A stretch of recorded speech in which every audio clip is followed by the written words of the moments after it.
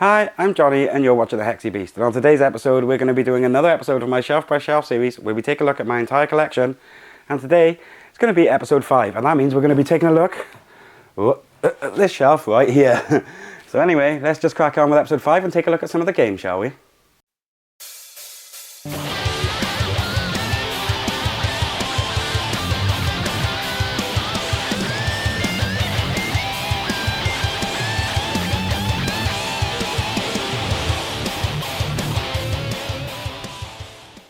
Okay, so let's get started and look at some games, shall we?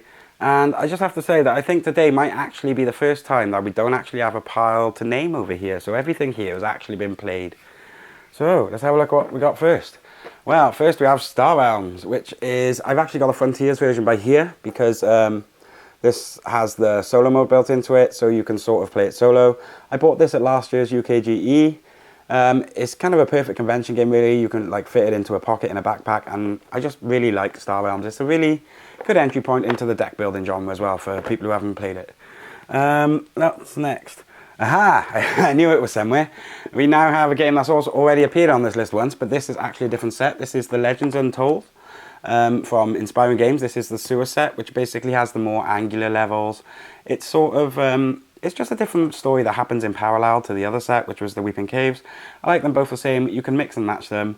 I've made some really interesting games where I'm mixing them both together. So this is Legends Untold, another game over here which I've played, and I've actually put quite a lot of time into this. I had this quite early on in my collection. When I bought the Weeping Cave set and liked it that much, I bought this. And because Deep Sorrow coming soon, well, sort of, kind of, maybe, I'm really excited to be actually getting this back out on the table again recently. And what have we got next? We've actually got the Lord of the Rings card game, which is only lucky that it didn't end up in the pile because I played a game of it 2 nights ago. So it has actually been opened and I have actually played it. So yeah, it's very typical Fantasy Flight sort of style LCG sort of system. There's nothing really special. I think this was actually the first system, but this is a revised core set. I don't really know what the differences is because I never played the original version. But yeah, it's just another LCG for me to play. So I've got Arkham Horror, Marvel Champions, and now I got a Lord of the Rings one. So basically, whatever mood I'm in, I've got a card game for it. So I'm happy about that, and I quite like Lord of the Rings. So we'll happy that that's in the collection. And what have we got next? This is we've got Micro Macro, which I would show you, but I've been drawing on it, and I kind of don't want to spoil it and ruin it for you. But I was tempted to get it out. It has a cool little magnifying glass. This version is that's upside down. This version is actually the 4-house version, the Crime City 4-house version. They all stand alone. You don't need another set to play this. I haven't played the core version. I've only played this. But yeah, it's quite a fun little puzzle. Where it's kind of like an expansion on those like Where's Wally books and stuff I used to play as a kid, and it's quite fun. It comes with a little magnifying glass thing for you to check things over. Easy way to spend a rainy evening. Anyway, I like that game. That's a good one. Micro Macro. One next. Oh, we got Ewa Medieval Age. Now this is one I might actually have to open a box for unless it's a complete mess, because I want to show you something. Because it's kind of like a polyomino based sort of roll 'em, right? It comes with these player boards, which the main issue with it, right, is that because of the colour of them, can't really see what it says on them. But what I did is I just kind of smudged some ink over them to make them look a bit more like that, so you can actually see the details on them. And it's basically sort of like a resource management city building game that has like plastic buildings instead of polyominoes to build your town, which I thought was quite nice. This also has a cool funky dice system. I'm not actually going to show you any polyomino thingies because they're like little buildings and they're all under there, and I'm not getting the whole game out just to talk about it for 5 seconds because that wouldn't be the greatest ideas. Besides, we got something that's actually quite exciting next, so we best get this back in the box nice and quickly. But I will say, yeah, if you are going to buy this, don't forget to put some ink on your player boards or something, because it is very much a colour that you can't see unless you've sort of washed it in something. So yeah, that's Ewa Medieval Age, fun little city builder with a fairly decent solo mode. I quite enjoy it. It's going to go over there in the play pile because there's nothing in the unplay pile this week. Of course, one of my favourites left now.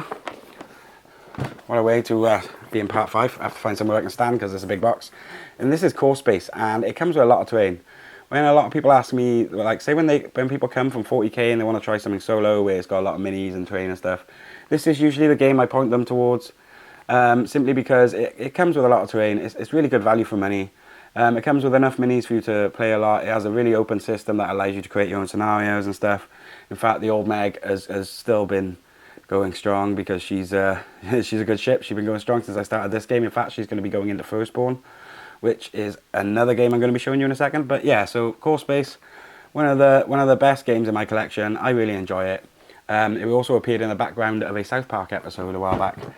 But yeah, to go with that, I recently got the Firstborn, and once again, it's a lucky one that this one only actually got played last week.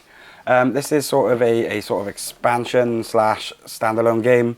It's in the same system, but it's in a different setting. It has more of a sort of like monster horror thing going on with it, whereas the original Core Space was more about robot opponents.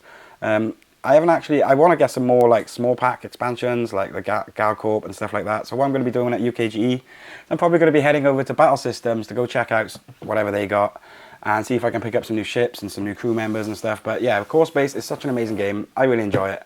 And that about brings us to the end of part 5 of my Shelf by Shelf series. So if you've been enjoying the content and been enjoying what you've been watching, please feel free to smash that subscribe button up there and check out another one of my videos up here. Anyway, I've been Johnny. You've been watching the Hexy Beast. Thank you for watching, and most of all, stay Hexy, everyone.